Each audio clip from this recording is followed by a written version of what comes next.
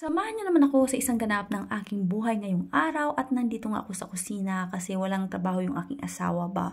So ito pala yung mga putahe na aking lulutuin and of course nag-bake din ako dyan ng aking chocolate cake at yan pala yung lumpia. Gumawa din ako ng lumpia, turon, tapos lumpia nga seafoods, tapos seafoods with tomato sauce and broccoli. O diba, parang fiesta lang dito sa aming bahay. Sa dami ng mga putahe na aking niluto today, magluto ako diri pili sa amon nga balay, especially kapag wala obra ang akon nga bana, is ginatingog ko na siya para hindi na ako magsagay luto ba. Madalas na kasi kaming pupunta doon sa aming bahay, especially kapag day off ng aking asawa. Alam niyo naman na kami ay naglilinis na doon ng aming garden, kaya yung mga pagkain nga ginapang luto ko is ginadala din namin doon sa aming bahay para aming kainin ba. Mahal din kasi kapag lagi na lang kaming bumibili sa mga fast foods o sa mga tiyanggi-tiyanggi ba. So, it's better talaga na magluto na lang sa bahay at dalhin na lang namin doon sa aming kabilang bahay. So, ito na nga nagsalang na pala ako dito ng chorba di poy at yun yung una kong niluto ba. Alam niyo naman yan, sa bahay namin pwede madula ang sabaw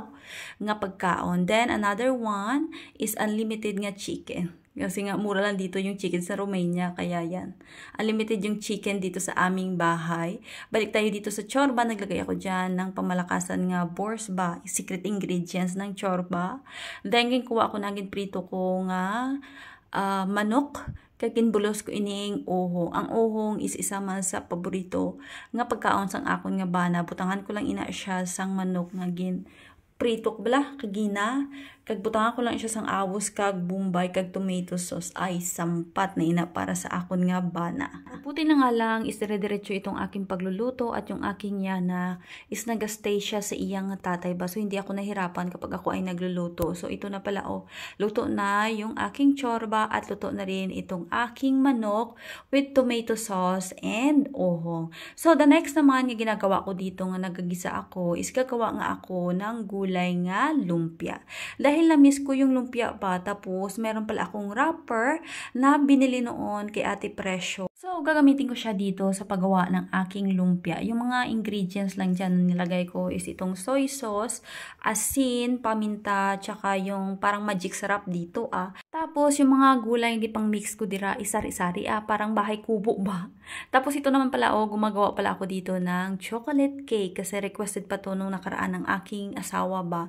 So, dahil meron pa akong time, kaya gagawa ako nito. Basic lang naman gumawa nito, especially kapag may oven ka ba. Napakadali lang. Pero pag wala naman, pwede mo namang gawin ito sa kawali. Pero ako, nakapag-try ako magluto nito sa kawali, pero hindi ko talaga siya na perfect ba. Hindi ako marunong magluto sa kawali. Pero dahil nga may oven, so pinadali talaga yung aking buhay sa pag-bake ng oven. So, the next one naman yung ginawa ko is itong broccoli nga ging prito ko. Kaya namitan ako sinabi magkaon mo, yung aking yana is kumakain rin ito, pero hindi masyado ba. Kay perti kapihikan yung aking anak. At ito na pala nag-uumpisa na akong gumawa dito ng aking lumpia na gulay at hindi pala ako masyadong expert ba sa pagputusin ng lumpia, pero yan nga yung kanyang itsura parang lumpia man And finally, naluto na ang akon nga chocolate cake and yummers. At ito rin pala dahil may binili ako nung nakaraan na seafoods ba, nagluto rin ako ng seafoods with tomato sauce. At dahil nga nag-crave din ako ng turon, so ito. May saging kami dito. Ito lang yung normal nga saging ba, nga ginakaon naman diri sa balay kaya alam niyo naman na mahirap maghanap ng saba. So, yan yung ginawa kong turon. And, na-try ko na ito before and masarap din yung lasa niya. The next one nga lumpia ang ginobra ko dira is yung sticks ng crabs ba.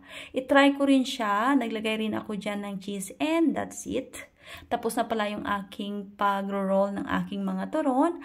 At yan na nga sila, super dami. Yung iba dyan is ilalagay ko nga sa freezer para anytime na nag-crave ako ng mga ganitong pagkain, is madali ko na lang siyang lutuin. Ito na, ginaslice ko na ang akon nga chocolate cake. At alam nyo ba na nagustuhan ito ng aking asawa, pero hindi nga lang siya nagpa-video. And that's all for today. Thank you.